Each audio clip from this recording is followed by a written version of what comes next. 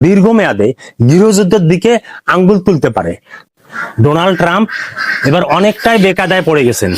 এই জন্য Zohran Mamdani new ইয়র্কের মতন একটা শহরের সিটি মেয়র হয়েছেন। কেবলমাত্র 34 বছর বয়স, বাবা মা ভারতীয়, জন্ম উগান্ডায়, মাত্র 7 বছর বয়সে নিউ ইয়র্কে পাড়ি দিয়েছেন।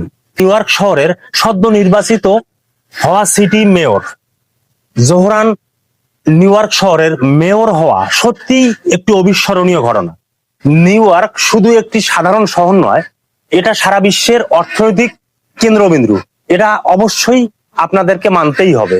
নিউ ইয়র্কের আয়তনের যদি কথা বলি, প্রায় বাংলাদেশের সমান, যেখানে বিশ্বব্যাপী স্টক এক্সচেঞ্জ এবং হাইপার ক্যাপিটালিজমের জন্ম, কিন্তু জিডিপি 6 গুণের থেকেও বেশি।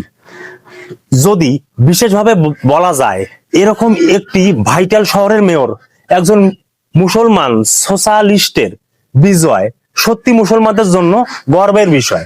এরকম প্রভাবশালী শহরে একজন রাজনৈতিক পরিবর্তনের দিকেও আঙ্গুল তোলে, সেটা হচ্ছে মুসলিম সোশ্যালিস্টের বিজয় মুসলমানদের জন্য গুরুত্বপূর্ণ। আমেরিকার ভূ রাজনীতি এবং রাজনৈতিক পট পরিবর্তনের দিকেও নজর দিতে পারে। বিশেষভাবে আমেরিকার মিডল ক্লাসের লোকেরা সম্পূর্ণভাবে প্রতিষ্ঠিত রাজনীতির প্রতি একটু নাখোশ।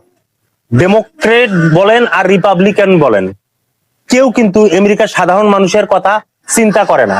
তারা শিক্ষা, স্বাস্থ্য, বাসস্থান, নিরাপত্তার ক্ষেত্রে মোটামুটি ভাবে উপেক্ষিত। জোহরান মধ্যবিত্তের জন্য আশার সঞ্চার জুগিয়েছেন। তিনি সাধারণ মানুষের ও মিডল ক্লাসের জন্য আশা জাগিয়েছেন। তিনি সাধারণ মানুষের অর্থনৈতিক মুক্তি জন্য পদক্ষেপ নেবেন, যেমন ডিবেট মুক্ত করা, হাউজিং সমস্যা সমাধান, ফ্রি ফুড, বাসা পরিষেবা, এমন আরো অনেক প্রস্তাবের কথা তিনি বলেছেন।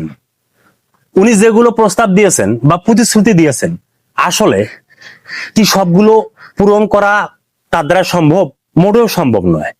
তার সামনে পাহাড় সমান প্রতিবন্ধকতা তৈরি হবে। তবুও তার প্রতিশ্রুতির মানুষ মনোভাব একদম পরিবর্তন করে ফেলেছেন, এটা স্পষ্টত। বিশেষভাবে জায়নিজমের রাজনৈতিক আধিপত্য কমতে শুরু করেছে।